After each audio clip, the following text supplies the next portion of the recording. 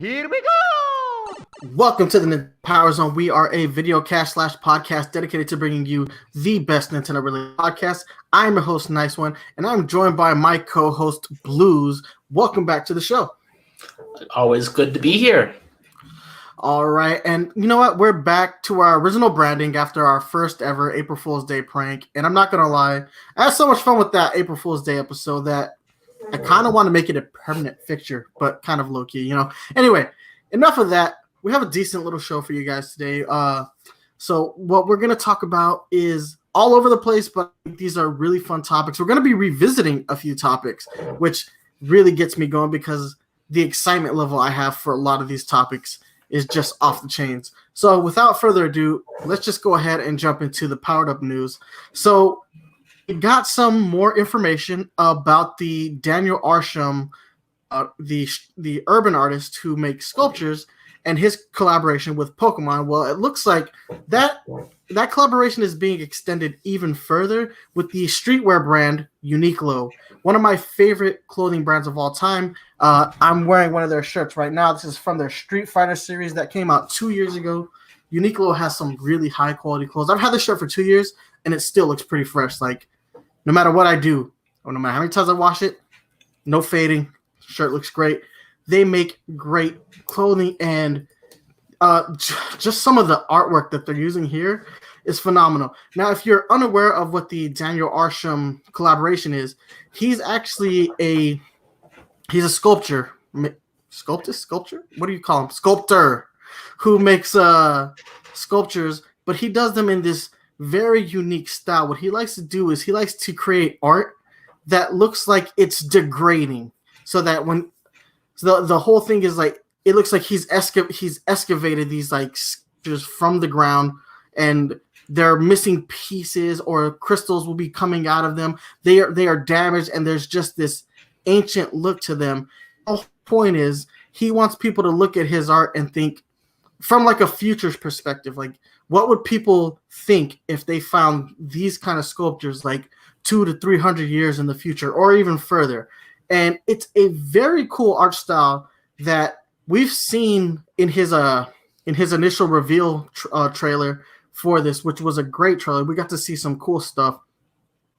But now that we're seeing the same art style being applied to the clothing brand, some of it's really unique. I love a lot of these shirts. The Pikachu shirts especially got me hyped, but I really like that Mewtwo in the standard, Mewtwo arm out pose, but his tail's like snapped off. He's missing like a chunk of his leg, and there's crystals growing out of it. And this is a very cool art style, one that we haven't really seen applied to the Pokemon branding, and I really like that.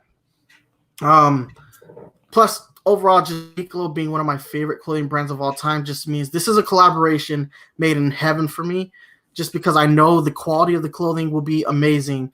I'm infatuated with Daniel Arsham's like art style that he's applied to the Pokemon, and he wrote a cool little trailer for this, like a 30-second trailer that was animated by him and his staff. This wasn't animated by the Pokemon, series regulars, so I was really impressed that when I saw the little intro, but I should have known something was when the Pikachu in the trailer was a little bit fatter than what we see, in modern day Pokemon anime. But I really, really cannot wait for this. It's going to launch later this month, at the end of this month, April 30th, is what it says down here. And Daniel Arsham actually put out a pretty neat statement about it. Let's go ahead and read that. Over the past year, I have had the fortunate opportunity to work with Pokemon Company and the animators from their studio. As the first visual artist to be granted access to the Pokemon archive, my intention with the project was not to only bring the universe of Pokemon and the characters into my work, but to have my work infiltrate the Pokemon universe as well. As part of my collaboration with Pokemon, a collection of designs with Uniqlo will be released on April 24th online globally. My studio worked with the design team from the original series to create this animation, even using the real voice of Pikachu. Join me in Kanto over the next as this special project rolls out. So that statement, the last part of that statement, lets us know that this is more than just a clothing collaboration. Whatever the Pokemon company is doing with Daniel Arsham, there's a bigger plan lined up. I'm thinking it's going to have something to do with what is next year, the 25th anniversary of Pokemon. I always got things. I thought like we just celebrated the 25th last time, so I'm just kind of lost now. But I think last time we talked about this, we're like, it's 25th. Yeah, so next year is the 25th anniversary. I wouldn't be surprised if whatever they're building up to with this art that he's doing has something to do with whatever plans they have for next year. Either way, I just really, really like what this guy's doing. This art style we've never really seen Pokemon look broken like this. It gets me really hyped. Any particular thoughts you have on the Uniqlo collaboration? Yeah. So the trailer that is animated, we see like the fatter Pikachu. Phenomenal job, because it looks like you would see it, in a very old, the original like season, maybe the second season of the anime. Like it captures that art style more so than the Gen 3 and up, or the recent Sun and Moon and Sword and Shield animes. It's got the classic vibe to it. I'm a huge fan of the sculptures themselves.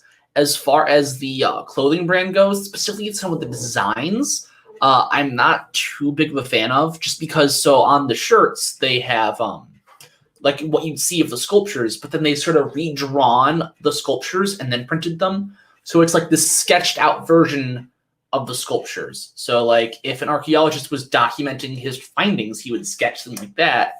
And that's kind of what you have on the shirt.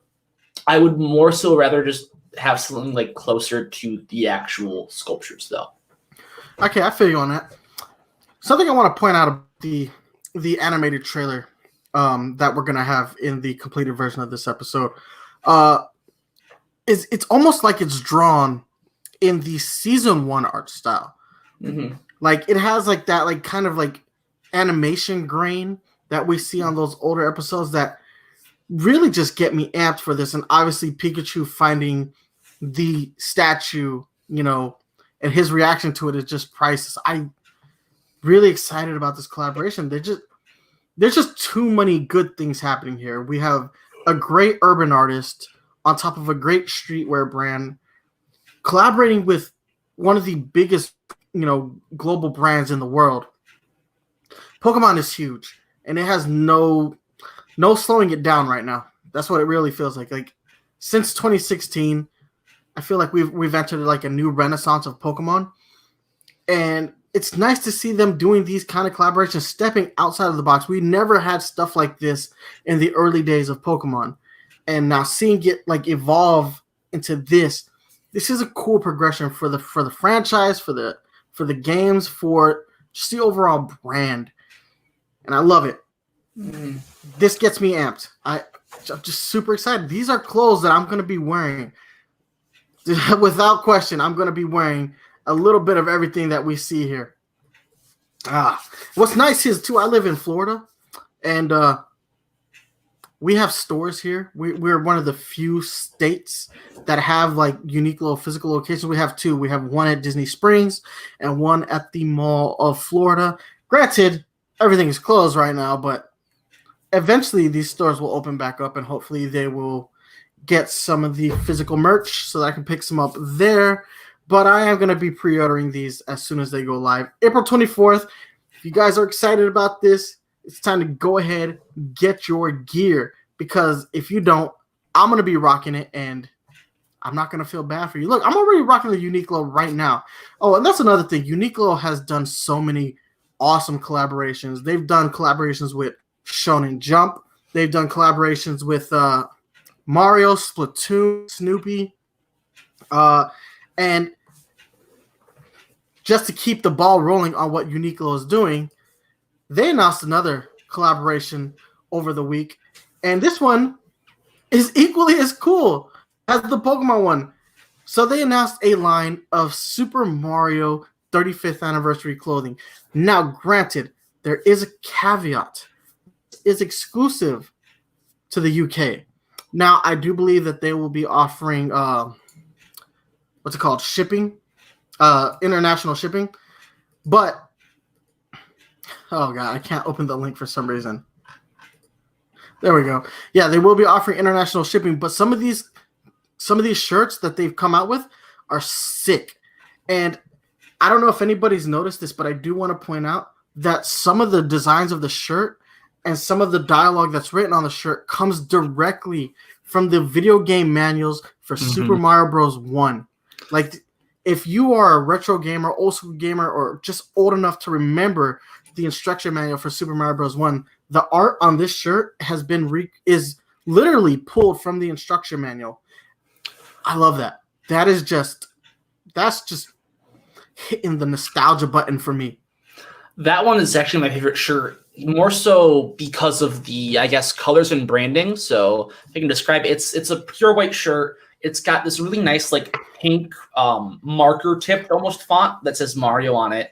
And we got a pink Mario and pipe coming out. It says Super Mario on the logo on the side, sideways going down, 1985, sort of in black bold underneath the pink.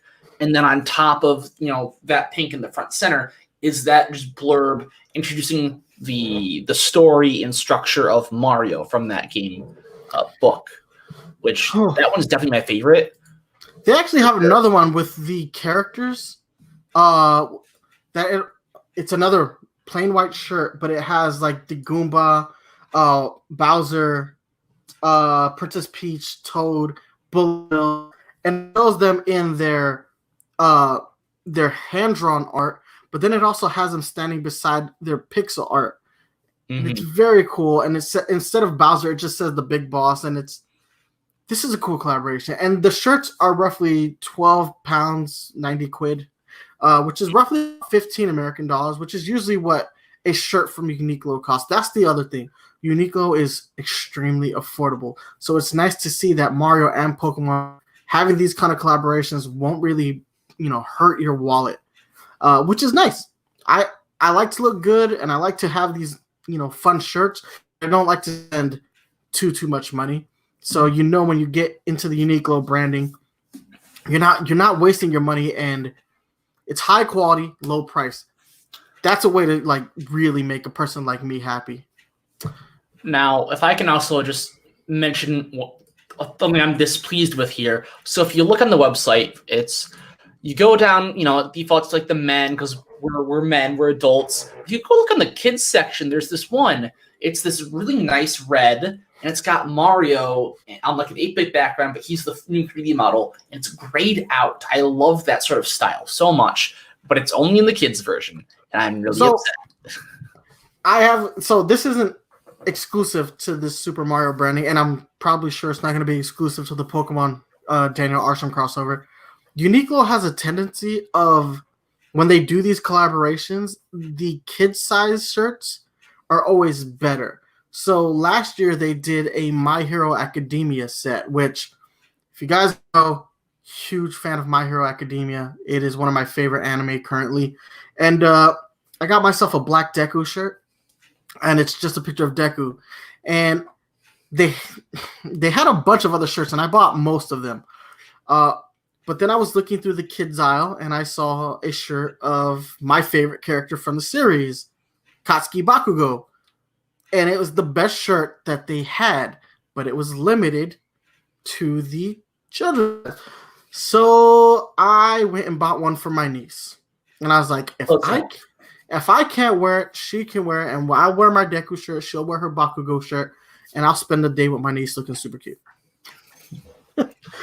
Oh, there is also a contest in the UK that's going to basically, the winner will get the entire line of clothing, which includes the kids ones. I would assume, unless there's some kind of like, it's exclusive to the UK though. So yeah, I know. I can't. Okay, so yes, if you win, you will get the entire line. This includes the 8 adult designs and the 6 kids designs and the shorts. I don't know if you got a chance to see the shorts that they did for the kids. Yeah, that's the one that kind of hurt a lot.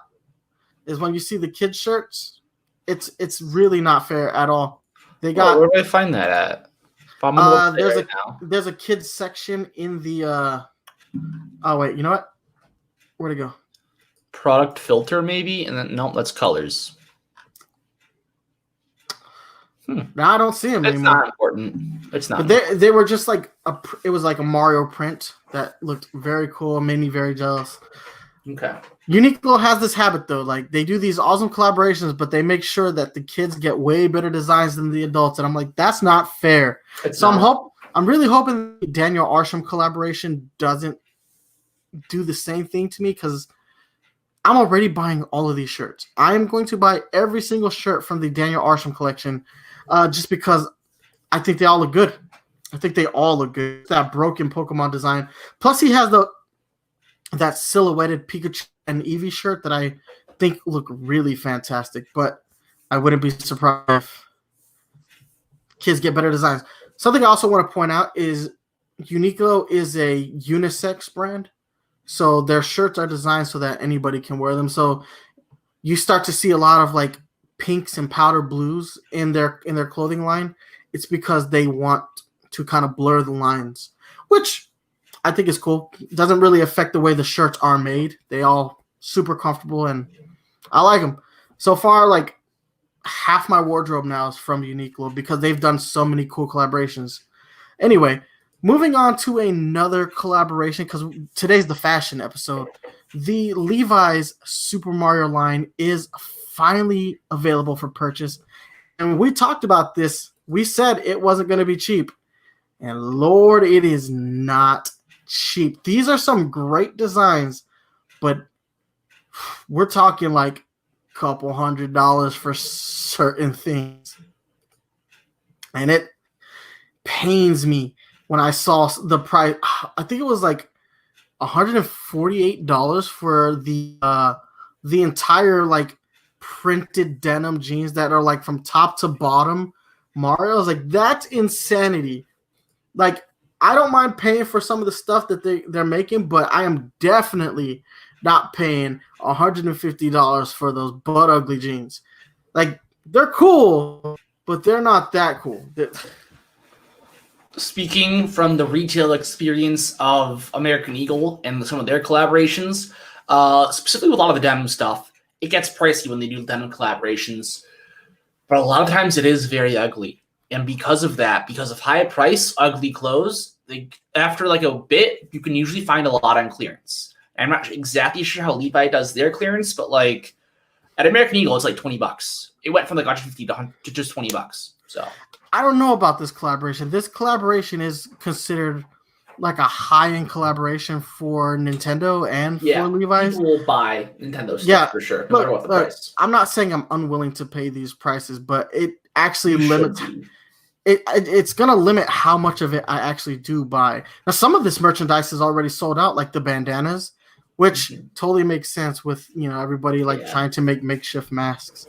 But I love the collaboration so far. Everything I've seen has been, for the most part, pretty dope. Now, there's the only thing that I think is just outright completely ugly is the denim suit print with the jeans that match.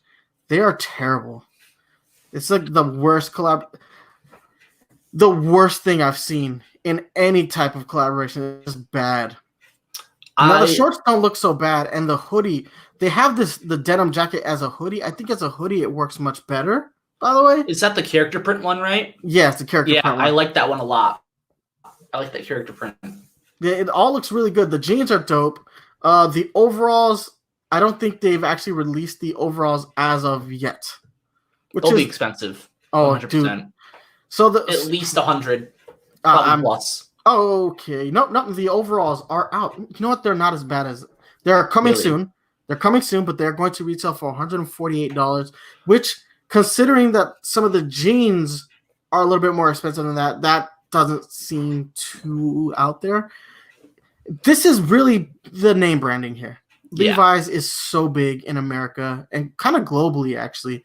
And they're so old and they're so established that they can charge these prices, and it doesn't seem overly outlandish. I mean, for like your average Joe, I'm going to buy less of this than I thought I was. And I thought I was gonna buy a little bit of everything. I'm pulling back, just because I do feel like the prices are exorbitant. I will keep an eye on this collection to see if they do eventually start to go on clearance, but not in the near future. It's very disheartening. It's very disheartening. But aside from that, I want to talk. The reason I put all these topics together is because it goes back to this thing that we've kind of been talking about for the course of the last 2 years. It's that Nintendo has been a lot more willing to put their IP out there. We're starting to see a lot more collaborations, high-end collaborations. And with the Super Mario brand, it feels like it started kind of small. We got the Vans collaboration. Was that back in 2016? Yeah, 2016. I was saying 2015. I was probably still in high school at that point, but yes. Ending it. 2016. All right. So yeah, it's been 4 years since that collaboration, and since then we've seen them do. They did the thing with Vans, then they did the thing with Forever 21, then they low key did a thing with Uniqlo last year, and they did a couple things with Uniqlo. They did a Pokemon collaboration with Uniqlo in 2018.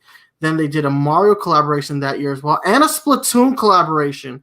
This was before I had a whole lot of knowledge about what Uniqlo was, so I'm a little disappointed in myself for missing the boat on those, because Splatoon did have a Uniqlo collaboration, which totally breaks my heart that I wasn't aware of it, because I would have bought everything. I saw the designs. I would have bought everything. They did such a good job. They actually recreated a few shirts from the game in the Uniqlo brand, and Uniqlo is, like I said, very comfortable. But anyway, now we're seeing them take all those collaborations and move them into higher art and better brands. So now we're at the point where we're with Levi's, and you're seeing, a collaboration between Uniqlo and a sculptor. These are cool collaborations. They just make me really happy. I would have killed for these things, as a kid when I was growing up in the 90s, and as a teenager.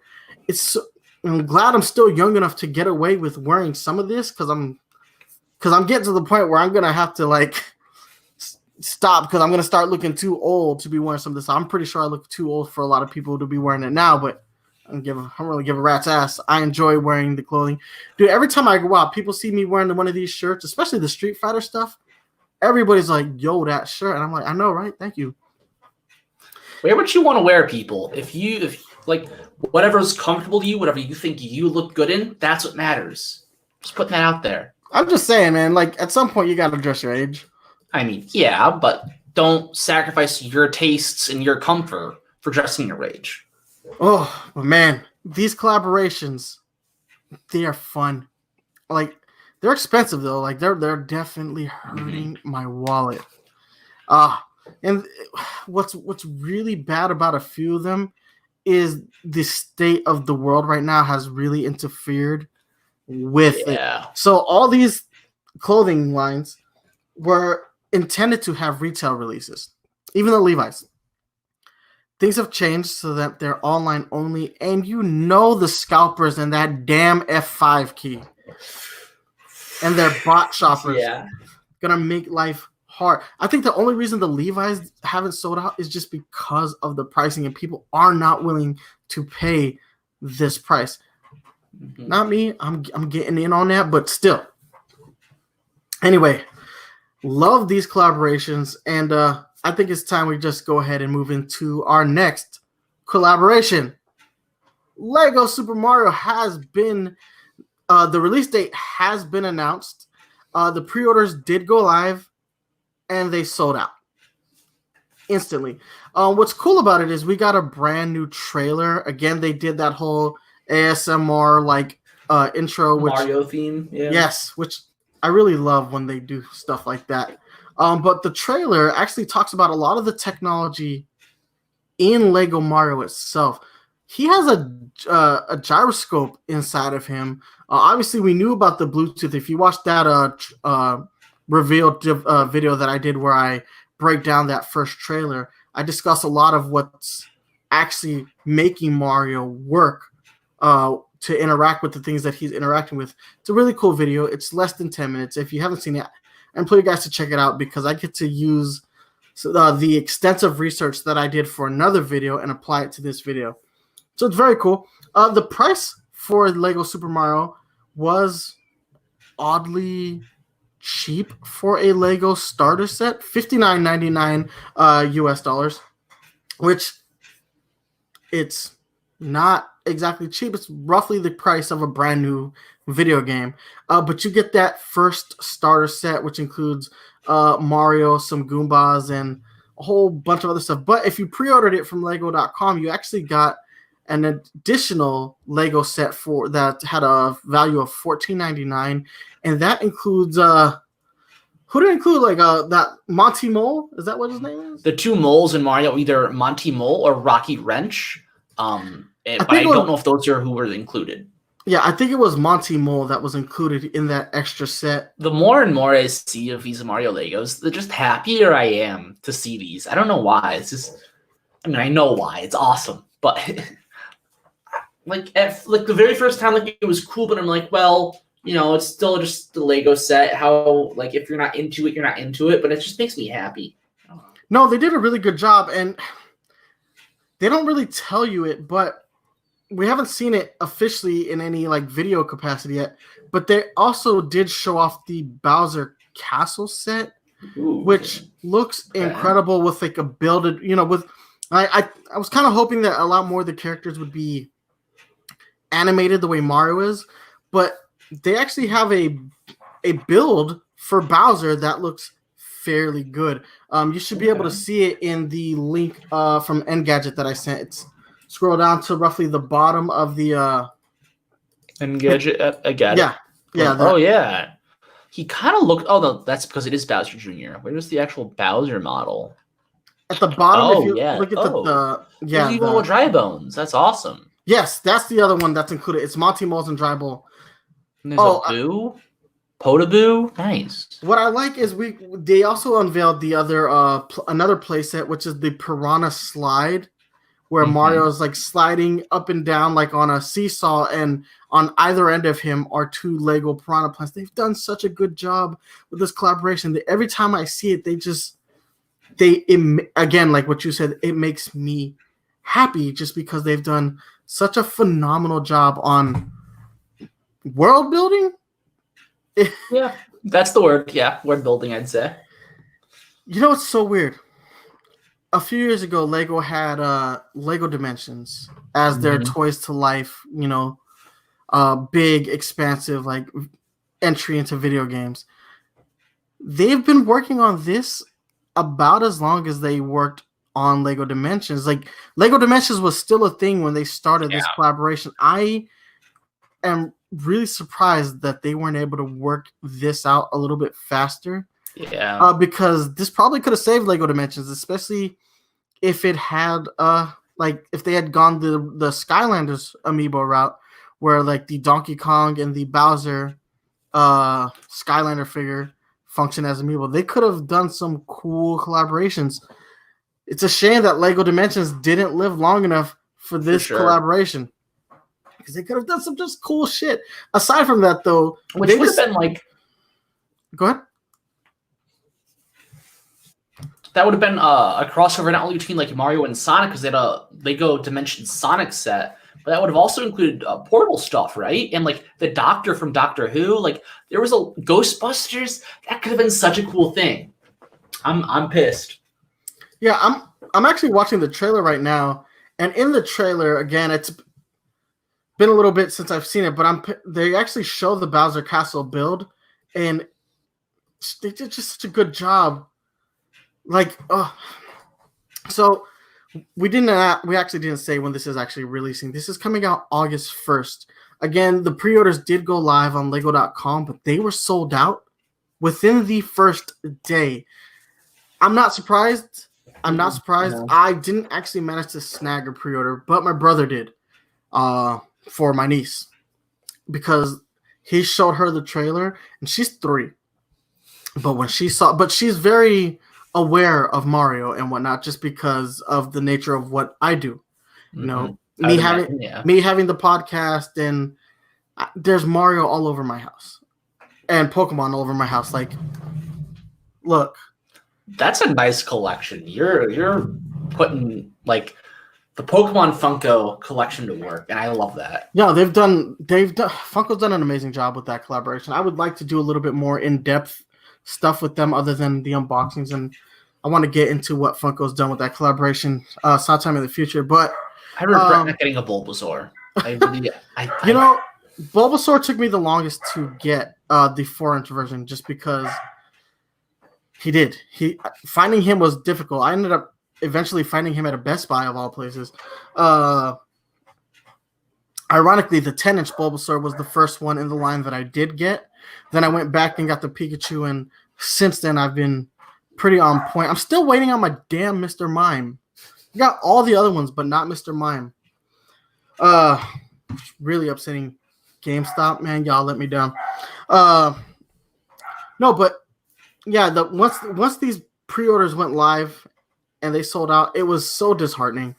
And I was saying, yeah, my niece, just the nature of what I do here, she very well of Mario and what Mario means to me, and I've been able to share Mario with her in very different ways, not through video games. I've actually introduced her to Mario through things like toys and whatnot. So this Lego collaboration, by the time it comes out, she'll actually be 4 years old, and I'm going to be excited to share the experience of this with my niece. And I think that's ultimately what their goal was to have this like connection with parents and children. I think Lego is one of the generational toys. Like every generation has come up with Legos to an extent, right? At least the last 3 or 4 generations have grown up with Legos. I built Legos with my dad as a kid. I'm going to build Legos with my niece, and eventually I'll build Lego with my own kids. I'm excited for this experience, and I'm really excited that I get to have this experience and it be Mario themed. That just makes this whole collaboration so much more interesting to me. Cannot wait till August 1st.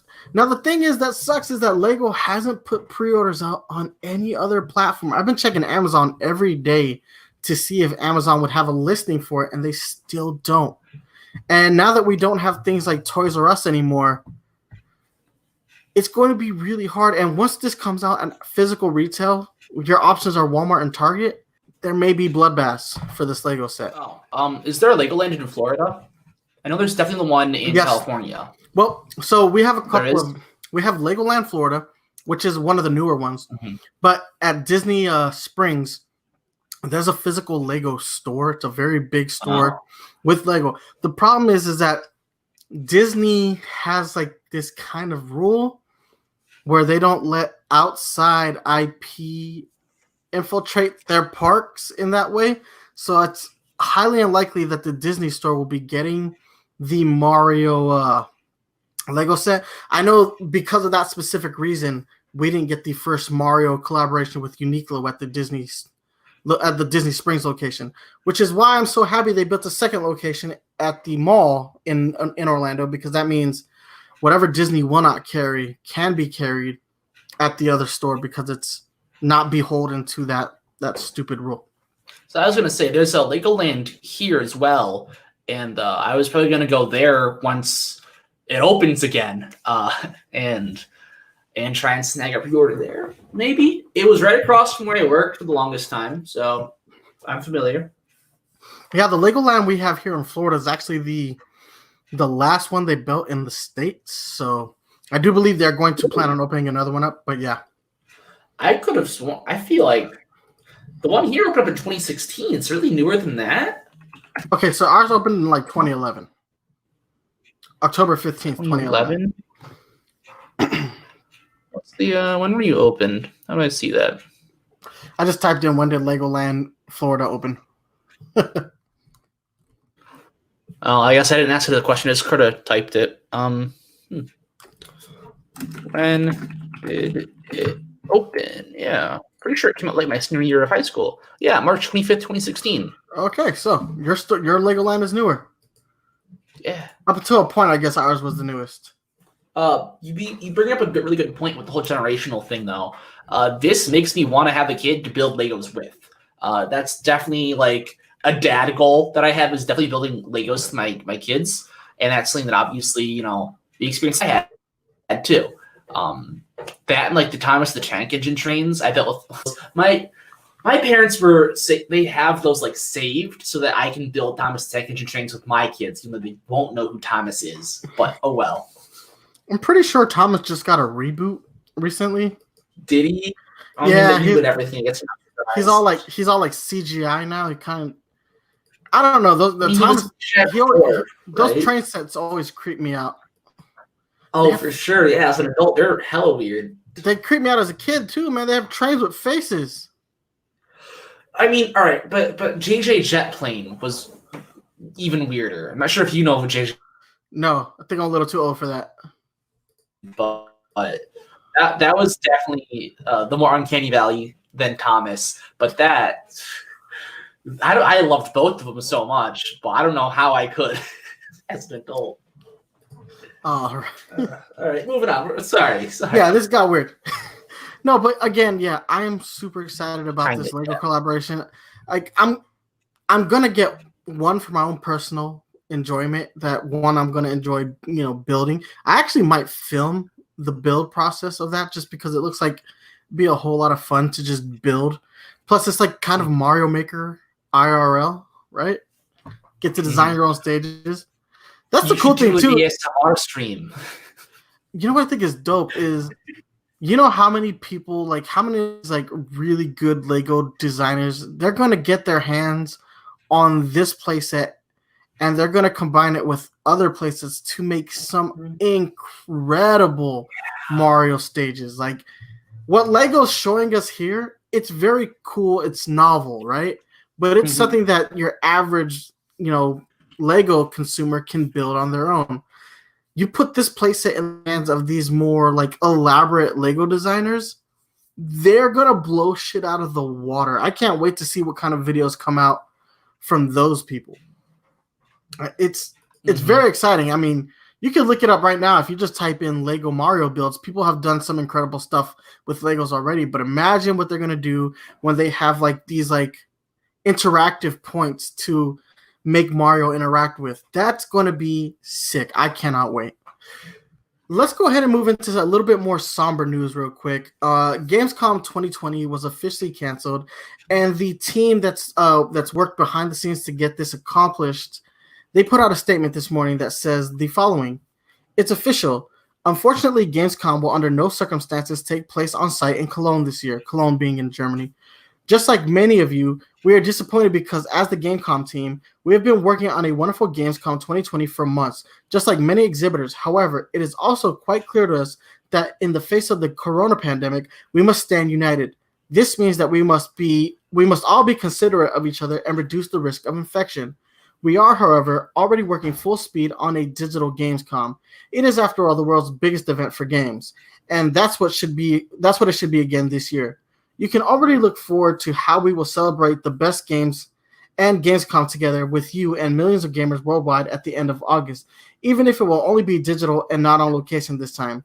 Because one thing is certain, this year, too, Gamescom is and will remain the heart of gaming.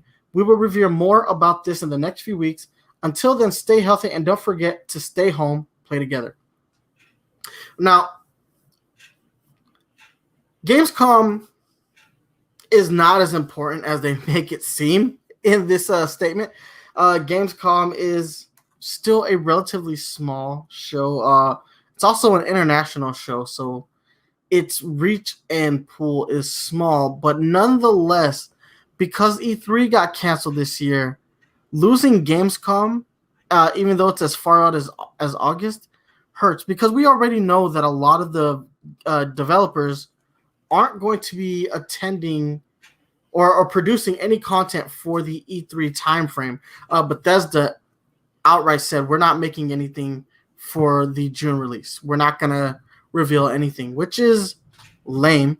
I wouldn't be surprised if Ubisoft and other third-party developers decided, hey, without E3, we don't need to show our content until we feel necessary to show. So I thought that a lot of those developers would maybe move their presentations to around the time that Gamescom would be happening. But with Gamescom not happening, I'm thinking that the digital presentation thing won't work out as they hope it does. It just if a video game developer doesn't want to show something, they won't, right? That's just fact of the matter. But they do at E3 because E3 is a big event and it is expected of a developer to highlight projects that they're working on, to showcase what's coming in the upcoming 2 to possibly 3 years. For sure. If I'm a developer and what I'm working on is completely half-baked, nowhere near ready to release show, I'm going to at least try and get something together that I can present at E3 somehow, at all. Like a basic trailer, even if it's even if it's not like an in-game engine. Like how many times have we seen trailers that at E3 that don't utilize the in-game engine? They're just like these CG trailers. Elder Scrolls 6 and what was Call of Duty games. Oh yeah. Oh boy. But we get proof of concept in that way, proof of concept, proof that it's happening, and here's like kind of the idea, and it's also great for marketing. If I'm like not a big franchise or a smaller studio or something, it's going to be tougher to maybe get people to buy my games. It's a great marketing opportunity to have something to show, get that put into Nintendo's highlight reel or some other highlight reel. Exactly. Hey, that's a great marketing opportunity for you. Yeah, so not having E3 meant that we weren't going to see a lot of what these developers were planning. It goes even further now because not having Gamescom means that the same thing that happened with E3's digital event, which once E3 was canceled, they're like, we're working on a digital event. Well, E3 pulled the plug on their digital event, and I won't be surprised if the same thing happens with the Gamescom event. I think it's a hard sell to get these developers to show something off, especially when the physical presence of an audience will not be there to gauge the response. The internet is an amazing thing, but it's also a toxic and terrible place. Yeah. You do not get an accurate read of an audience just by looking at trolls on the internet saying whatever they're going to say about everything. But it's also true that sometimes crowds at events like E3 and Gamescom superficially cheer for things that maybe they aren't so excited for. Like, you get caught up in the hype of the moment, I've been to concerts where sometimes I thought the music or what I was seeing on stage was cooler than the actual music that I was listening to. Imagine Dragons. I've seen Imagine Dragons play live. I do not like Imagine Dragons, but live, that shit was amazing. So yeah, it's so I in that moment in the audience, part of the crowd, I found myself cheering. I was like, this is dope. You play Imagine Dragons and I'm in my house, so I turn that shit off. Just turn that shit off. No, yeah. A lot of people make fun of the guy. I think it was from the most recent Bethesda E3, who after every single sentence he was like, "Yeah!" He's the loudest guy. Everyone knew it was that one guy being that loud. People say, "Oh, he's totally a paid actor," right? Everything that the presenter was saying probably had at least some kind of hype because he's sort of listing off the expectations, you can experience this in 4K, or you can experience it 8 players, or they'll state sort of feature by feature, and after every feature though he'd be like, yeah. So I feel like for each feature it does kind of garner some hype. Well, it kind of just. Did you watch the PS5 presentation from 2 weeks ago? The one where he goes on and on about the audio spectrums and stuff, right? I feel like that would have gone over better at E3 than it went just as a presentation. I was bored. I mean, I feel like it wasn't for us. I feel like It really was. It was. I mean, it was from GDC. It was for that's a developer only event to kind of showcase, hey, this is what our technology does. This is how it works. This is how you can utilize it. But at the same time, they do put those presentations out on the internet, regardless for the audience to see. But how many times have they unveiled a console at an E3, gone over the specs and what the system does and how they accomplish that to an audience, and it maybe not as in depth, but it goes over much better. Mm-hmm. It's a hard stuff. Say big numbers, people easily lose their shit if you say big numbers. At just a random online presentation, people are confused because it is a very different setting. Well, also we didn't see the console. Yeah, that's what people really want to see. They want to see the console. We saw the controller recently. Yes, and we got the logo the one time. They're really teasing us here. I'm not a huge fan of that controller design, by the way. It's different. I'm looking at it right now. Getting rid of the dog bone design that PlayStation has had since since PS1. Like, it's a dog bone. It's a dog bone. I like the dog bone design, and I do not like what they've done with it. I don't know. I've always never really liked the dog bone. I think it's better than a lot of people give it credit for, but I still kind of feel like it's not the most ergonomic it could be. But the PS5 controller is looking a little generic. Like, looks like the Xbox controller. It looks like one of the SteelSeries controllers that you get for your PC or for your smart device, which SteelSeries makes a great controller, by the way. The thing that ticks me off about how they're clearly trying to copy those kind of Xbox ergonomics is that they still kept the sticks, if I can, right next to each other, when Xbox and Nintendo Pro controllers both have it on where the D-pad is currently, which is much better. I think that creates way less thumb cramps. Well, the asymmetrical analogs. It looks stupider, but it's much better. So. What I don't like is the in-lane buttons for your capture and your start button. Mm-hmm. Those it's not the capture anymore. It's create now, right? I guess, but it's essentially what it is. It's still a capture button. Yeah. But having those buttons in lane, I don't like that. I don't even like that on the Pro controller. They're in lane on the Pro controller as well. Not as much. They do protrude slightly, but they're more in lane than other buttons. I actually have the Power A controller, and the capture buttons protrude a lot more. It gives me a lot more, recognition as to which button I'm pressing than having the in-lane buttons. I mean, there are less on the PS5 controller. I guess that's a home button. I can't really tell. I don't know. It's not a PlayStation podcast, but still, I mean, they've been cock teasing the PS5, and it's working though. I guess. Xbox just dropped everything all at once. They blew their load, and all right, now we just reveal the price eventually, and then here's PlayStation. All right. We got a logo. All right. Now we get information about we're gonna have 3D audio. We're gonna have SSD, and now we get a controller. But there's still no console. Don't worry. You'll see the console before release by a day probably. So I want to get back to this Gamescom thing. Oh yeah, sorry. As much as I feel bad that Gamescom did get canceled, I'm not super disappointed either, for a few reasons. One being very superficial and really only applies to me. I lived in Germany for 10 damn years. 10 damn years. And we had nothing of the sort. That is a third of my life. Almost a fourth at this point because I'm getting older. But a third of my life in that country. No kind of conventions of the sort. The second I moved back to America, they're like, we're going to start doing some cool shit here. You motherfuckers. I'm just saying.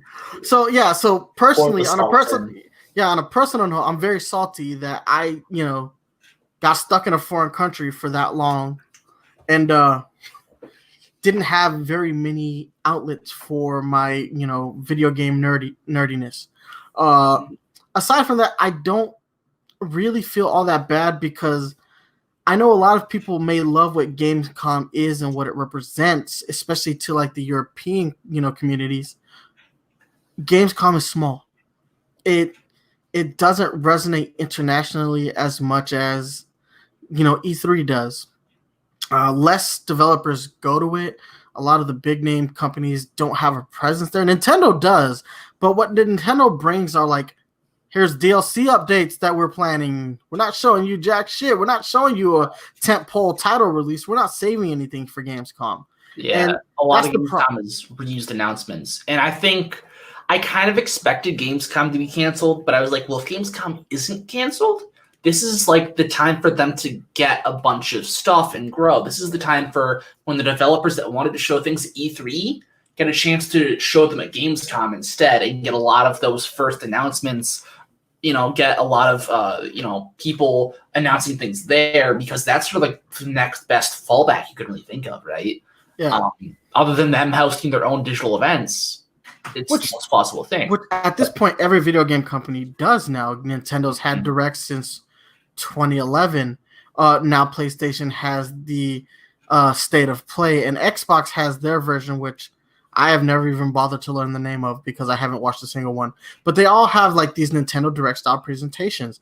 Mm-hmm. The moment Nintendo started doing that, it kind of took a lot of pressure off of them to even attend E3, yet they continued to do so, but mostly to showcase things that they were going to announce in a direct or some type of digital presentation. And what they would do at E3 was mostly just build an atmosphere so that you could experience their games in the most unique way possible. I also think when you go to E3 as a fan, or you watch like the Treehouse Live and you see people walking through the Nintendo booth, which over the course of the last few years has been Breath of the Wild and Super Mario Odyssey, and I don't remember what they had last. Luigi's Mansion, yes. And Pokemon, you look at that and it's kind of hard to talk shit about their games because the type of experience you're having at E3 playing those games under those conditions, they put you in a state of mind that you're more likely to enjoy what you're playing. It's almost a little underhanded how Nintendo like manages to do that, but yeah, they don't really do that at Gamescom either. That's kind of exclusive to E3. So,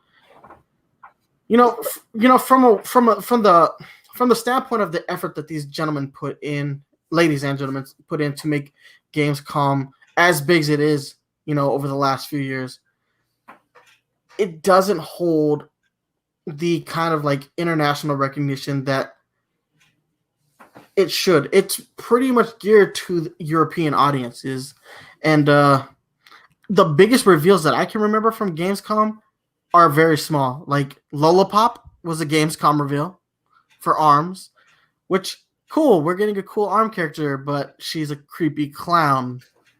Not in Japan. Clowns are not considered creepy there. It's just creepy to me. And for sure. That same day, they also announced like new stages for Splatoon 2 were coming out. They announced the theme park. Can't remember the name of the theme park. Wahoo World. Well, Wahoo World and the boat. Yeah, I don't remember the boat. Sorry. They announced the boat, which is one of the worst stages in the game. I hard agree with that. Yeah, definitely the worst. Hate that stage. So I mean, yeah, look, it sucks that Gamescom is not happening, but at the same time, it doesn't really suck that much. I sound so like it's a loss, but it's not the biggest loss that. Let's be honest, we'll face bigger losses than Gamescom. Well, at the same time too, it's like Gamescom getting canceled also feels, because everything else has been canceled before it. You just don't care anymore. You're kind of like, I'm canceled out. There's nothing happening this summer. So if it's a convention, it's done. Yeah. So we lost South by Southwest, and that one, South by Southwest, hurt simply because they always have the Sonic event, which, and granted, like there aren't a whole lot of good Sonic the Hedgehog games lately, but those events are always kind of neat and fun to watch. But they also canceled. Console Wars was supposed to have its debut there, and I'm super excited. And CBS All Access hasn't announced a release date for the Console Wars documentary series. So it's like, what the fuck? Losing that premiere sucks. Mm-hmm. Anyway, anything else you want to say on Gamescom? No, I think I kind of said what I want to say. For the most part, yeah. All right, so why don't we go ahead and move into our last piece of news, and I'm gonna. So we kind of dropped the ball on this news story, but thankfully, something happened that allowed us to revisit this news story.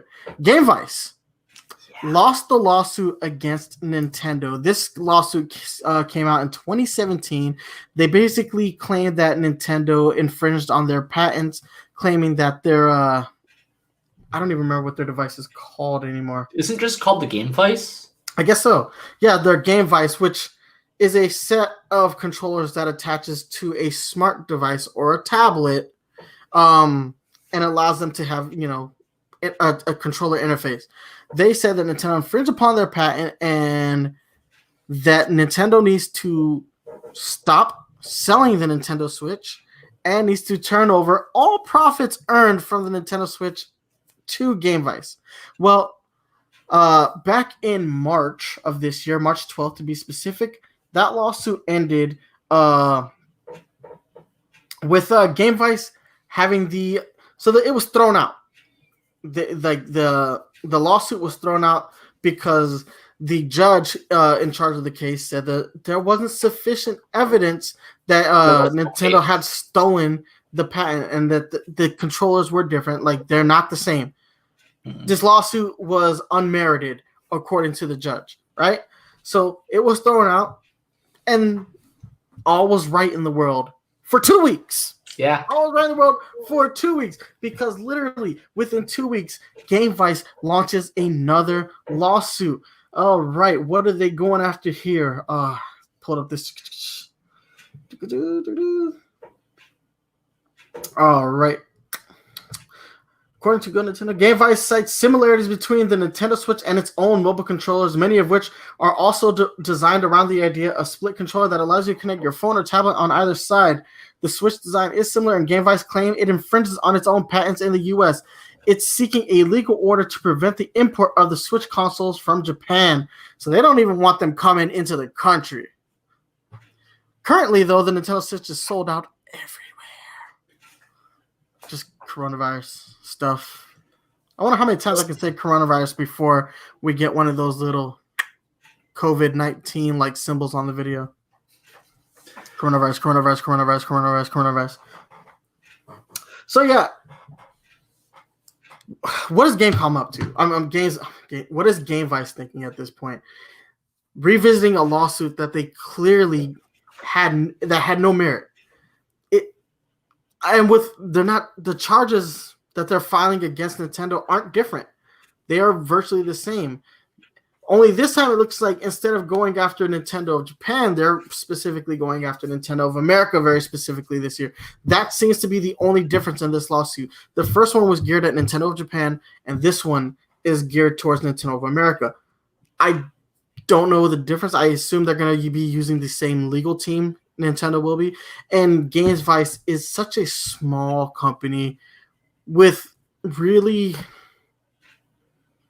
they really have no merit for this lawsuit. So it's really weird to me that they would be going after it again so quickly. Yeah, so I'm no legal expert behind patents and things, but I know pretty confidently that if you were to file a case about a U.S. filed patent in the U.S., it'll hold more water if you're trying to fight something that was produced and designed in Japan, as well as, like, it's a lot harder to ask that all Switches and all, like, are stop being imported, stop being sold, stop being manufactured, etc., than it is to just say this one country, United States of America, they don't get Switches. So I feel like they do have a bit more strength in this lawsuit specifically. They probably still won't win. I still think they have a case. I would also imagine you had already touched on it before. GameVice is a small company, and Nintendo's got their big budget legal teams on this. Like, it seems like they're going to be spending way more in legal fees than they will get in profits from game vices. I can't understand after. You think they'd just go under after the legal fees of the first one. I'm surprised that they've managed to stay afloat. I think the reason why is because of us right now, right? So when Game Vice files a lawsuit, pretty much everyone who does a news show, whether it's small people like us or big websites, they're gonna be like, oh, this company's lawsuiting Nintendo, and then they get like those people start talking about it, and then specifically people like us start talking about it, which tells other people about it. And I think that's got to get their game plan. I think the only reason they're suing Nintendo is because the more they sue Nintendo, the more people talk about Game Vice. True, but that can't make enough profits, can it? No, I don't think so. And I don't think the WikiPad is something that like anybody. I don't know of a single consumer that would actually want a WikiPad. Like, it's if you're a phone gamer, sure. Maybe even then, I haven't even. The problem is, the only place I've ever seen their products being physically sold was at the Apple store that we have here. And we have 3 stores that I can drive to within, an hour. And I've only seen their product in one of those 3 stores. And that was like at the beginning of this lawsuit when I specifically went to see if I could find any of their products. From what I see now, like the only way to get the WikiPad, which is the name of their tablet device, is through their website. And we made note of this before, but Game Vice suing Nintendo, but I'm surprised Nintendo hasn't filed a countersuit on them for stealing the design of the Wii U. What is it called? The gamepad. It looks exactly like a Wii U gamepad. When the controller is attached to the tablet, the button layout is identical. The analog sticks are placed exactly where they are on the Switch, and this is the Wii U gamepad. I'm surprised that Nintendo just didn't countersue them for, patent infringement on the gamepad, because that's what this looks like, and it came out after the gamepad. So technically, I think Nintendo has grounds for like, hey, we innovated the tablet as part of home gaming years before the WikiPad was even a thought. So you maybe stole our design. I mean, that's fair. I feel like the Wii U, the design is fairly original, especially for the time, but I always felt like it wasn't anything new. No, but when you're looking at what you see, even when I got mine, but when you it's very similar. Yeah, I will say that. Yeah, I think the only grounds that they may have for a lawsuit is the fact that this is running on the NVIDIA software, and got it. It's been well documented. Yeah, that core chip. NVIDIA did the core chip for the Nintendo Switch. It's kind of where they got the idea for the Switch, is because they, NVIDIA came to Nintendo, hey, look, this is what this chip can do. Can you use it? And Nintendo was like, fuck yeah, we can use it. So maybe the grounds for the lawsuit is, hey, a NVIDIA representative showed Nintendo what our tech did, and Nintendo filed their own patent that infringes upon us. I see that, but I feel like, all right, so I feel like your beef should be with NVIDIA then, but I don't know. You couldn't get as much from NVIDIA though, like, because at the end of the day, the Switch is the product being sold. NVIDIA just has the chipset in it. So I guess it's the same way how, like, if you're gonna sue the person who hit you, who rear-ended you, you don't sue them. You sue the car manufacturer for not making your vehicle safe. So that way, if you win that lawsuit, then you've won a lawsuit against the big major car company. You're set for life. What are you gonna do? So NVIDIA is a 13.2 $292 billion company as far as its 2018 net worth.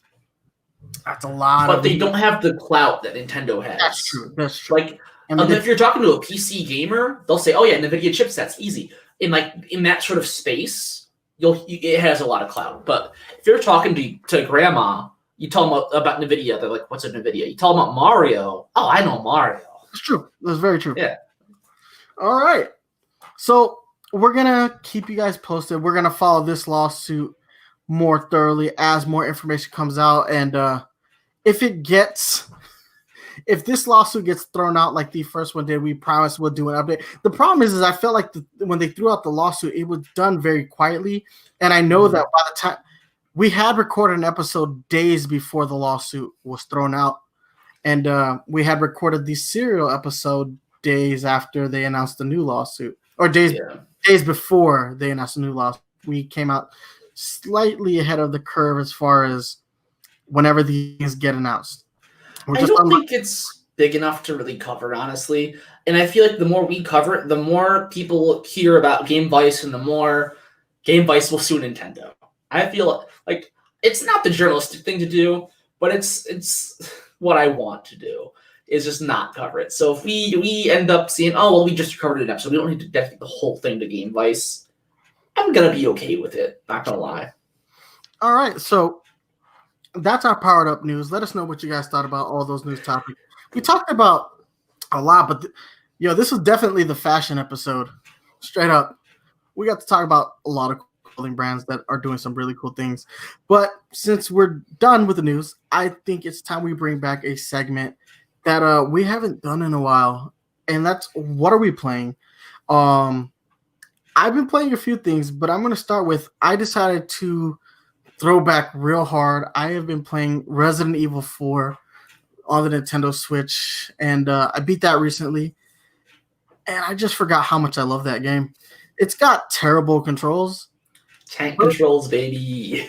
The controls are terrible, but the game, nonetheless, is still just so good, and I love what it did for the Resident Evil franchise.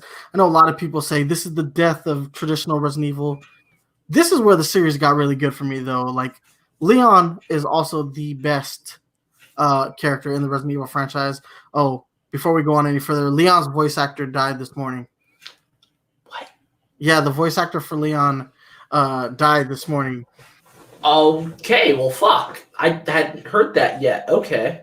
Yeah, it caught me like out of nowhere. Yeah, Paul Haddad, the original Resident Evil 2 voice actor for Leon Kennedy, has died, which it sucks. So that really sucks. I know I think he did for Resident Evil 2 and 4, and I don't think he reprised the role again after that. He's done a few animated series. He was Quicksilver in the X-Men animated series. He was Willy in the Free Willy animated TV show, which is a terrible show, by the way. But still, the guy was an accomplished voice actor, and not just games, but on TV as well. So yeah, Paul Haddad. That's sad. He's not that old either. I mean, what did he die of? I don't think they actually said. I know it wasn't Corona related. That much we don't have to worry about. I think he actually died. Oh, he died during a surgery. Oh, jeez. So yeah, it's weird. Like, I replayed that game, and then a week after I beat it, he dies. It's just like crazy. But I love the game. It's so good. It's still kind of scary. Like, I got jump scared twice playing this game again, and it does graphically. It didn't age as well as I thought it might have. And obviously the control scheme isn't my favorite. My favorite version of Resident Evil 4 is the Wii's version with the point controls, with the Wii remote control and the motion of the nunchuck. Plus, having that second analog stick on more modern consoles actually hurts Resident Evil 4 because it does very little. And because I've gotten used to games, like Splatoon and Fortnite, where the second analog stick controls your camera, it's actually a hindrance to have an analog stick there. So By far, the Wii is still my favorite. The Wii version is still my favorite iteration of Resident Evil 4. But story-wise, the game is just so campy and fun and scary at the same time. It does it all, and it's just a really good game. I finally beat Luigi's Mansion as well. I put that game down for a while just because I was thinking that I was getting fairly close to beating it. So I left it alone, but I went back. After I beat Resident Evil 4, I jumped back into it, and I potentially have a hot take. I think Luigi's Mansion 3 is better than Super Mario Odyssey by a lot. I don't know. It was just I just had so much fun. I love the ending of the game. The ending of the game was just so perfect. I had a tremendous time with the game. Graphically, it looks good. The controls take a little bit of getting used to, especially if you put the game down. You have to relearn the controls, but the game doesn't ever stop being fun. And some of the puzzles, especially like some of the hidden stuff, like the gems that are scattered throughout the stage, finding those can be almost painful because they're just hidden so well. But Next Level Games did a really good job. So much better than Luigi's Mansion Dark Moon. They took the things that they did well from Dark Moon and the things that were done well in the original Luigi's Mansion game, and they made the best version of Luigi's Mansion that they could make. And I am excited to do a replay of that game. I know that this is a game I will revisit just because it was phenomenal. So I'm having a very similar experience as you right now. So I started Luigi's Mansion. I got to, I believe it's the 8th floor. I have 8 floors left. I just finished finding the cat. Well, I finished the level after finding the cat from the movie studio. And like going back through like the plant area. So that's where I am. I think that's 8 stages left, I'm pretty sure. But the controls are kind of tough at first. But I do think it is also better than Mario Odyssey. I think you're not alone in that opinion. I've also heard it from other people that think that's like the Switch game right now. Is Luigi's Mansion. So they did a great job. It definitely is the best of both. They took what was great with the original and they took what they learned in Dark Moon and they added a lot of nice gameplay elements that just work really well. Like, the whole slam, it feels nice. I do kind of have an issue with it because the slam does kind of speed combat up a bit too much, but it's great for puzzle solving. You have to slam something away or, it can be helpful if you do need it in certain fights. They do a lot of stuff with like the gimmicks of a lot of boss fights. Like in order to get rid of the knight's shield, you have to, yank the shield away and then you can hit it and stuff. So there's a lot of interesting stuff with the mechanics. I do feel like the if you press both buttons in together, shoulder buttons, you do a little jump. That was underutilized. I agree with that. But I didn't realize that when you get swarmed with ghosts, that doing the jump scatters them from you. It creates separate. It pushes them away. I didn't realize that until about the 12th, until about the 12th floor, and I was getting hammered by one of those the big red ghosts. I can't remember what their names are. Blockheads is what I just call them. Yeah, whatever they're called. I was getting bumped. There was a stage where there were 2 of them, and then a bunch of the itty bitty blue ghosts, and they were wailing on me. And out of frustration, I hit the jump button, and it sent away. I was like, "Are you kidding me?" You have a get off me move. Okay, yeah, you should try that.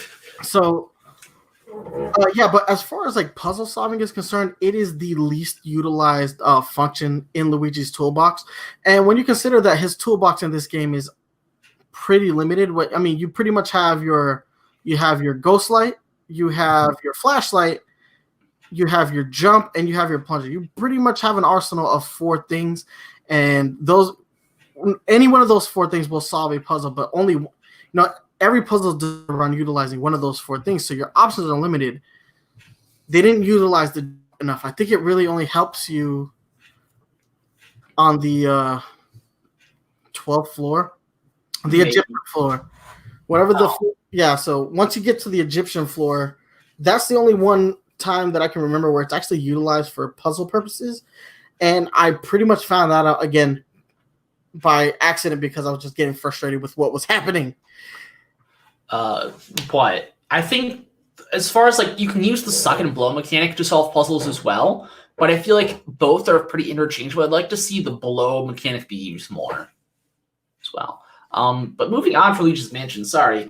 So I was playing a lot of Animal Crossing.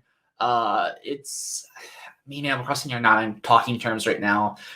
I'm gonna get like a lot of internet hate for this. Animal Crossing New Horizons is my least favorite Animal Crossing game. And I had a hunch it would be. I think it would be the best or the worst. And it definitely is the worst for me. I think it's great for a lot of the hardcore fans that are really into Animal Crossing, but bad for the casuals like myself. It is tedious and annoying, and the Nook Miles drive me insane, and I need a break. I can't. So, I heard the egg event was pretty painful for even the hardcore fans. The Egg Day event that they were doing. Apparently it conflicted with another event that was going on. And like cherry blossom stuff, yeah. Yeah, the cherry blossom event. And so it was conflicting with your ability to collect the cherry blossoms because everything that would drop would be one of the eggs, and Nintendo fishing would be eggs as well, so you couldn't like fish at all. It kind of sucked, but that didn't bug me as much as just the whole gameplay loop they've sort of changed around the whole DIY crafting and the Nook Miles. I hate with a passion. But so I'm not playing Animal Crossing anymore. We were streaming on Twitch. I might go back to it in a bit, but for now we're taking a break. I am currently streaming Ty the Tasmanian Tiger, which just really got a remaster on the Switch. I kickstarted it as well, so you can find my name in the credits, which is super cool. If you have a copy, let me know if you see me. I did not pay to get my Koala OC put in the game, but I really regret not doing so. But yeah, so playing on Ty the Tasmanian Tiger, as well as Ori and the Will of the Wisps is great. If you have not played either, please go check it out. The original is on Switch. It's great. It's on like every platform except for PlayStation at this point. Please check it out. It's phenomenal. So weird. And well, I mean, it's a Microsoft-owned IP, so it's Xbox and PC, but then they also put it on Switch. And then what else is there? PlayStation. But Will of the Wisp is out on Xbox and PC right now. And that's phenomenal. It took everything that was great about the first game, made it so much better.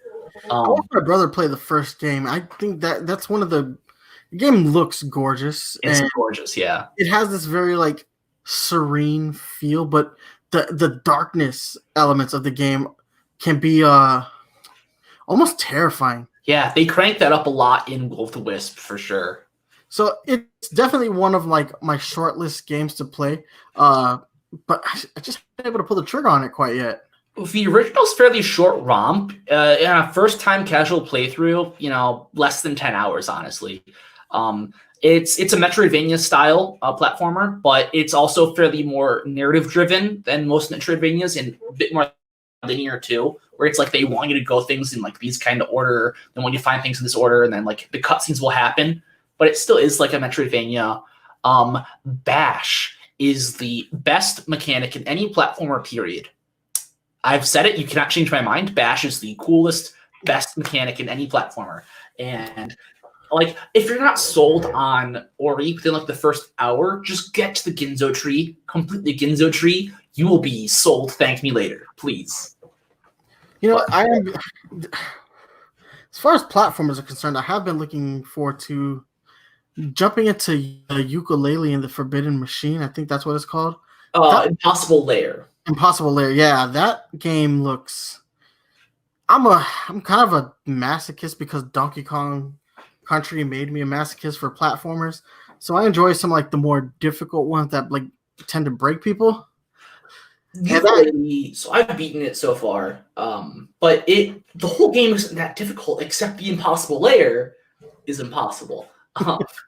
Like even after completing everything in the game, having all the battalion, I still just couldn't do it for the longest time.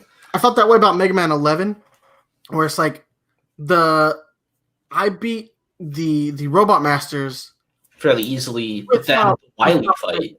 Yeah, when you get to like that last, I haven't even It's got to Yellow that Devil. From the Yellow Devil onwards, it's just hell. It's so brutal. That stage is just long for no reason, and it incorporates every single mechanic from the game. Mega Man's life bar is not big enough for that. Just to see, I put it on the baby mode to see how difficult it would still be.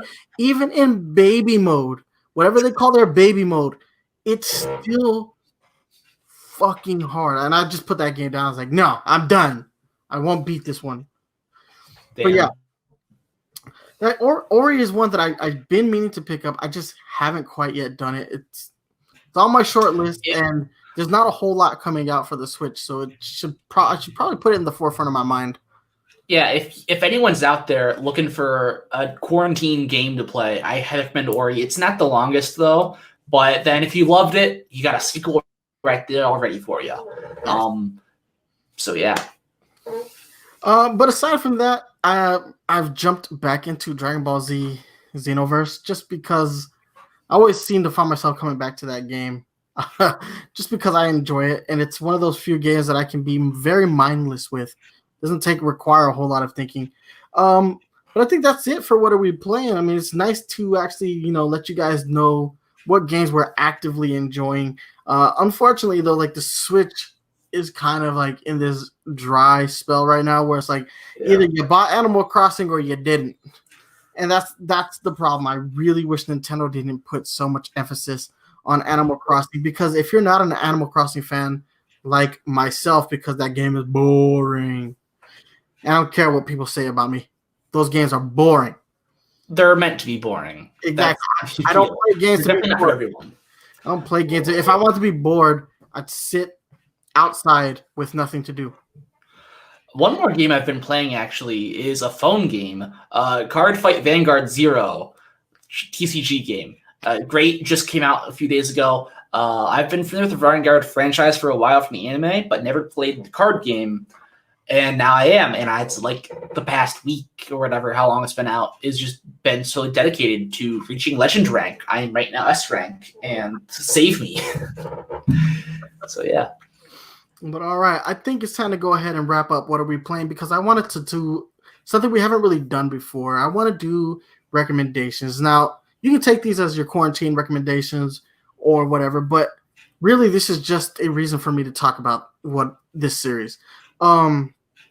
Recently I sat down with my fiance and we binged the entire series of High Score Girl, which is a Netflix original. It's technically not really a Netflix original. It's a Netflix original in the sense that, like, hey, we bought the broadcast rights from the Japanese TV production company that produced this series, and we're the exclusive provider here in the West. But it's a great show. So the premise is it's 1991, set in Japan during the fighting game boom, like right when Street Fighter 2 came out. You have your main character, Haruo. What's his last name? Haruo Yaguchi. Yeah. Haruo has a severely unhealthy obsession with video games, to the point where it's actually detrimental to not his well-being, but because of it, he's kind of a slacker in school and every other aspect of life. As far as what it would, what is, required of a Japanese youth, specifically in 1991, where it's like go to school, study, get into secondary school, or get into middle school, get into secondary school, then go to a college, and then become a salaryman, which is still kind of like the norm for like the Japanese culture. But yeah, Haruo is definitely an otaku. He's a video game otaku, and he's kind of a dick about it too. Like, he has like this sense of entitlement when he's playing. He calls himself the beastly, or in the Japanese version, he calls himself the beastly Haruo, and in the English dub, he calls himself the godly Haruo. And everything he does in the arcade is to win. He'll employ cheap tactics like guile turtling, because guile is his main, and obviously Street Fighter is very heavily focused on within this show, but actually pays a lot of homage to just the fighting game boom in general. But Street Fighter definitely gets the most love. And yeah, as a Guile main, he is not against like dirty tactics to win because he just wants to win and be the best. One day when he's at an arcade, somebody is on this amazing win streak in Street Fighter 2. She is just bodying people. She's on like a 70 game win streak in versus mode, right? So Haruo was like, "Oh, I'm gonna play her. I'm gonna play whoever's this person." He gets bodied easily. That triggers him. When he looks to see who bodied him, it's a girl from his school. Her name is Akira Ono, and she is considered, the most popular girl in their school. She's perfect. Her family's rich. She's beautiful. Basically, everything that Haruo will never be. And losing to her really emasculates him, and he gets incensed on beating her. So he keeps playing against her, and he keeps losing. And to the point where he's like, "I'm done losing. I'm going to play Guile the way he's meant to be played." So he starts utilizing all of Guile's cheap tactics, like repeat sonic booms so that, Akira can't approach. And by the way, her main is Zangief. So slow, needs to be and Zangief is a brawler. He needs a power thrower. He needs to be up close and personal to do his best moves. So utilizing Guile's dirty tactics, Haruo is able to beat her. The problem is Akira is extraordinarily violent. So when she loses to the cheap tactics, she stands up from the arcade cabinet, walks up to Haruo, and knocks him out. Just punches him dead in the face. And from that moment on, Haruo becomes obsessed with beating her in the game. As the series progresses, though, he learns that her home life, even though everything seems perfect, is a little bit... Her home life sucks. Not because she's, like, poor or anything, but because, like, of the pressures that are placed upon her by her family. She must do this, she must do this, she must do this. And video games become an escape for her. Throughout the course of this series, as the series progresses, these two, they start having a mutual respect for each other as gamers, which starts to like bloom into like potential romantic relationship with one another. And then Akira leaves. She's gone. In the time that she's gone, a new girl walks into Haruo's life, and her name is Koharu Hidaka. And she is not a gamer, and she thinks that everything Haruo does is dumb and meaningless. But the passion he displays for video games is something that she learns to respect.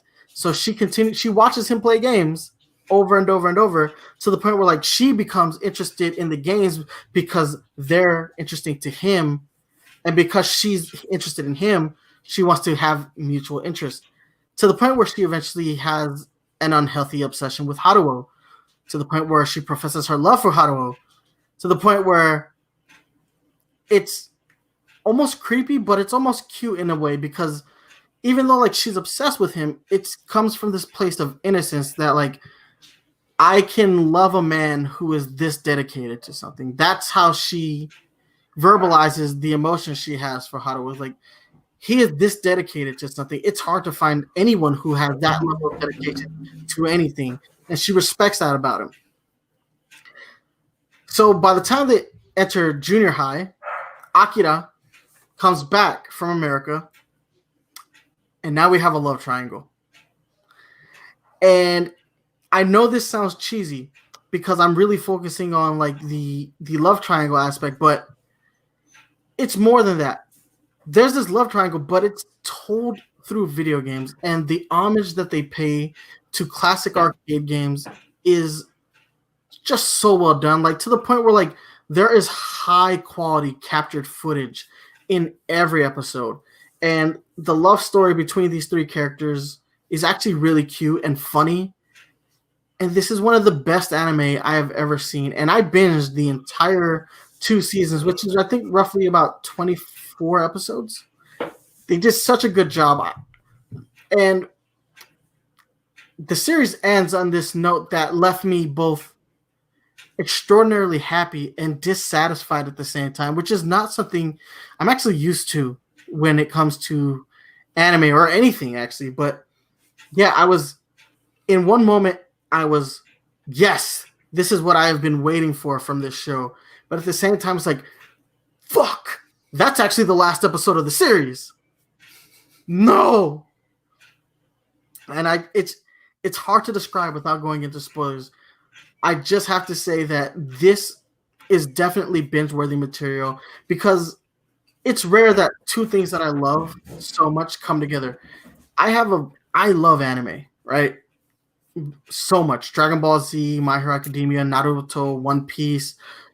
I love all types of anime and manga, and to a point where like they were like my in high school when I stopped playing as much video games, manga is where I put all that passion that I had for video games. I moved it to manga.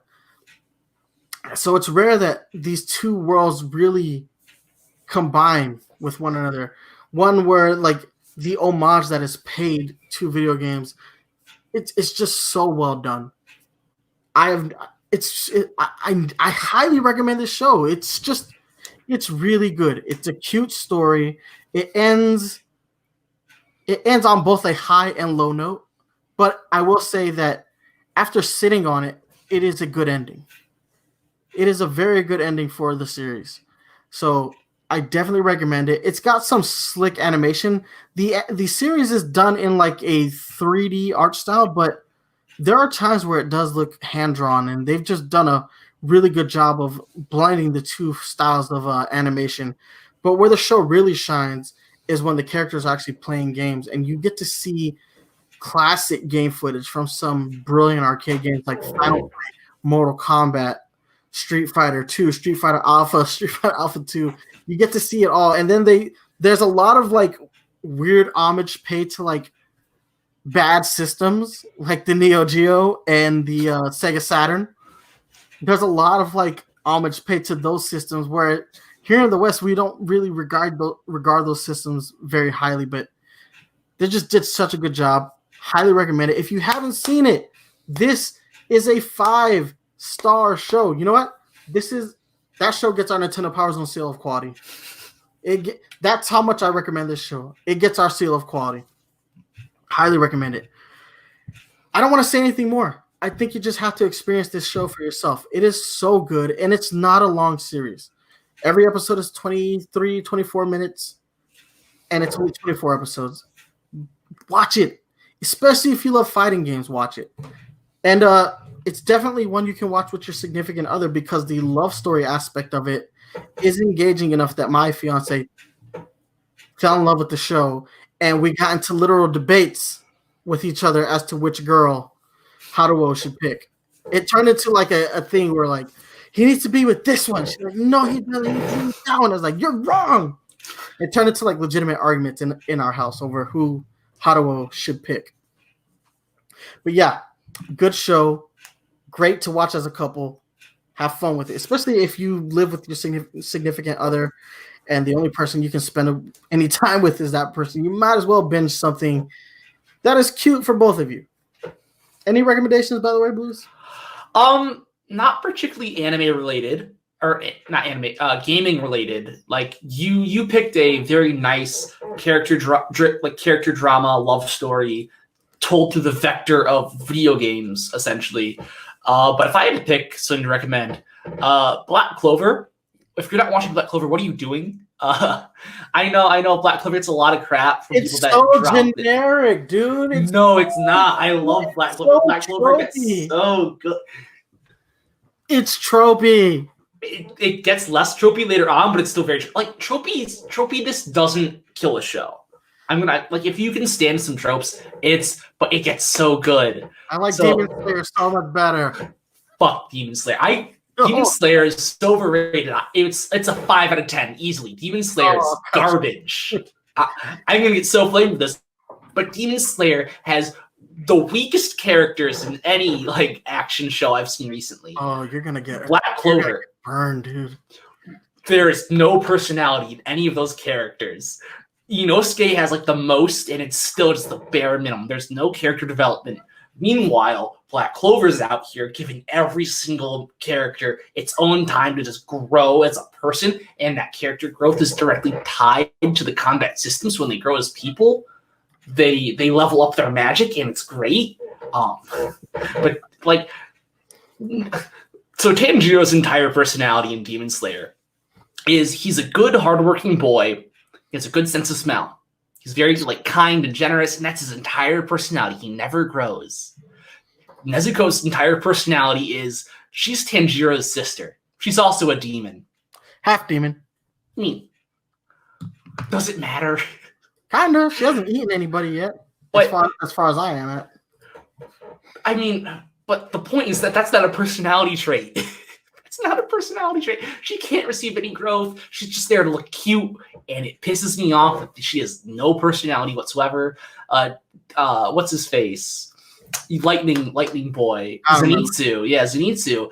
If people give Asta shit for screaming all the time, Zenitsu is 13 times worse than Asta screaming.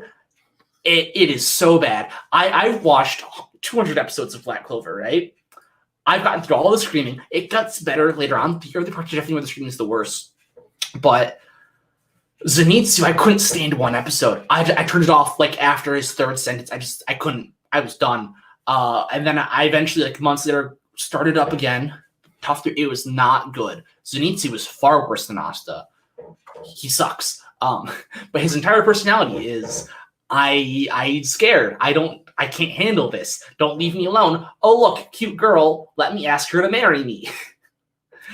There's no personality in any of these. There's no character development. All of the villains fucking suck.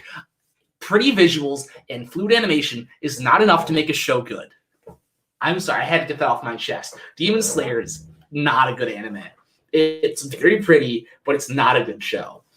But watch Black Clover. People rave about Demon Slayer. Black Clover is so much better. It has a lot of animation glitches. Asta's annoying. But if you're watching Demon Slayer, you can watch Black Clover. If you have quarantine, you can at least get to, like, I think it's the second arc, I want to say. The arc after the dungeon arc is where if you're not like at least dedicated to start watching by that arc, it's Yami versus the organization, which I will not spoil the name of. I will just give you initials EMS. Yami versus them. If you're not hooked after that fight, you can drop it. But if you keep going, you're welcome. You're welcome. It's the perfect. It's over. There's just over 200 episodes right now. We just finished sort of the first main antagonist, part. So that antagonist is done. Where we got a new thing. It's a great time to get in the series. You got a lot of content to watch. So Black Clover, please watch it. Right. If you're not watching it and praising Demon Slayer, I don't know what you're doing. All right, true that. I don't really have any other recommendations right now as far as what I can think of off the top of my head. Dr. Stone has been pretty good. Dr. Stone's great. I cannot wait for the next season. The artwork from Boichi is just so clean. And I believe Boichi is the first South Korean manga artist to be published in Shonen Jump. Just great artwork, and the series, the animated, the series just does such a good job of bringing his art to life. That's not as clean, not as defined as his manga art, but for the most part, it is pretty reflective of what you see in the manga. Mm-hmm. And if you're that person who tries to like find the anime reaction pictures, it's got a lot of just hilarious anime reaction pictures in it. Oh yeah, this show's definitely got like that meme-worthy style with the way they draw like character reactions.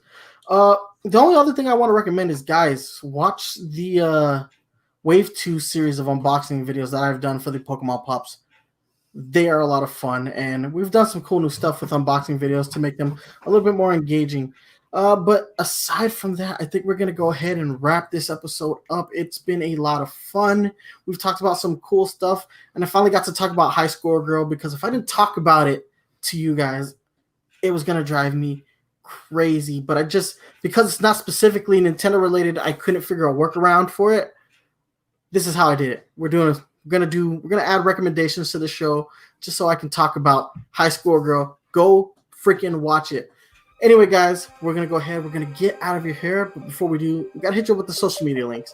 You can hit me up on Twitter at nice1983. You can email me at nice1983@gmail.com. You can hit me up on Facebook, facebook.com/Nintendo PowerZone. If you're a fan of the Nintendo PowerZone podcast, you can always download new episodes on iTunes, Google Play Music, stream episodes on Spotify and Stitcher Radio. But if you want to watch the video version of the podcast like you're doing right now, you got to check us out right here on YouTube, youtube.com/Nintendo PowerZone. Blues, go ahead and hit them up with the social media links. Yeah, so once you've finished Black Clover and you're ready to thank me, you can do so at my Twitter, at VKingBlues, BLOOZ, at VKingBlues, Blues as always spelled BLOOZ. You can catch me in a live stream with maybe Testing and Tiger, some Ori, Mario Kart, ARMS, etc. Maybe the Animal Crossing again, I don't know. You can tell me in the chat, Black Clover is great, but Demon Slayer it's got this, and this, and I'll say no, it doesn't. But Black Clover is still great. So yeah, if you want to catch me, those do it for sure. You heard him right now, guys. Catch him outside.